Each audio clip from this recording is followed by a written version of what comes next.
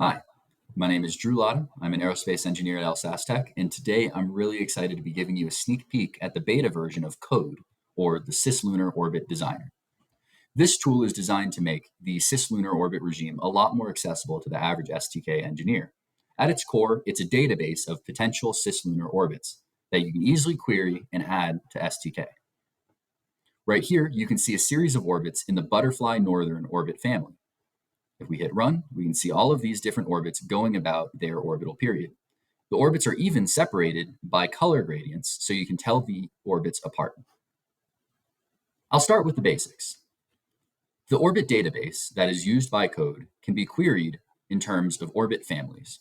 For example, we can start by looking at the Halo L1 Southern orbit family. At the bottom, you can see that there are 3,378 orbits in this family. On the Plot tab, you can select family parameters, and you can compare the stability index, period, and Jacobi constant of all of the different orbits. Let's say we wanted to look at them relative to the orbit ID. If we plot, we can see from orbit ID to 0 to 3,300 or so, these are the different stability indices and periods of the orbits. We can also look at these orbit families' eigenvalues, both mode 1 and mode 2, very easily from this screen. Since there are 3,378 orbits in this orbit family, we're going to have to narrow down our search. So let's say I want to look at orbits that are between a Jacobi constant of 2 and 4. If we apply this filter, we still haven't separated out any orbits. So let's say between 2 and 3. 700 orbits remain. Next, we can use the data thinning tool to select 1 out of every 70 of the 713 orbits. We hit thin data. Now we only have 10 orbits left to look at. We can select export to master table to add them to this table. Also clear table before running to remove all of these butterfly northern orbits. Now you can see it is populating a set of 10 different orbits in this family.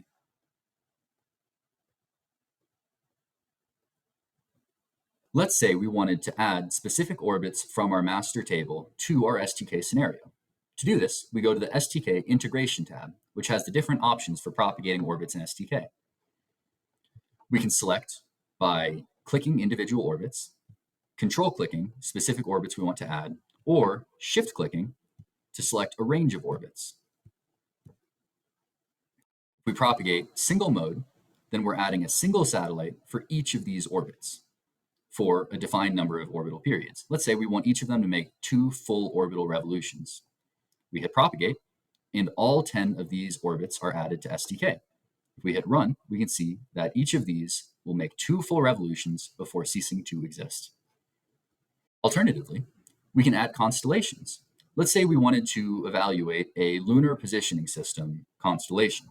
So we wanted to look at this specific orbit, and we wanted to add 5 evenly distributed satellites in this orbit. We select constellation, select the number of satellites we want to add in that constellation, and propagate constellation mode. Let's say we wanted to compare a Halo L1 northern satellite constellation to, an axial L1 satellite constellation. We only want Jacobi constants from the same range, so we apply the filter. There are 943 orbits remaining. We thin the data, and we add these to our master table.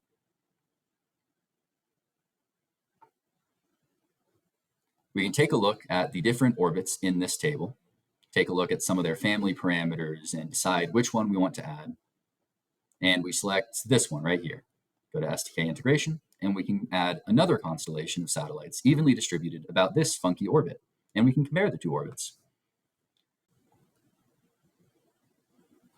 The last thing I want to mention before ending this video is that in the scenario that connects to your code tool, there are some stored views which make it easy to look at your scenario from different angles. For example, this is the inertial view, which gives you a bird's eye view of what's happening. You can also look from L1.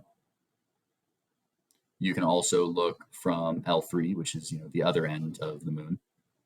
And also there are some preset graph types. So if you go to the report and graph manager for a specific object, you will see that there are some predefined graphs that you can easily generate, or reports that you can easily generate to assess the different satellites that you have added to your scenario.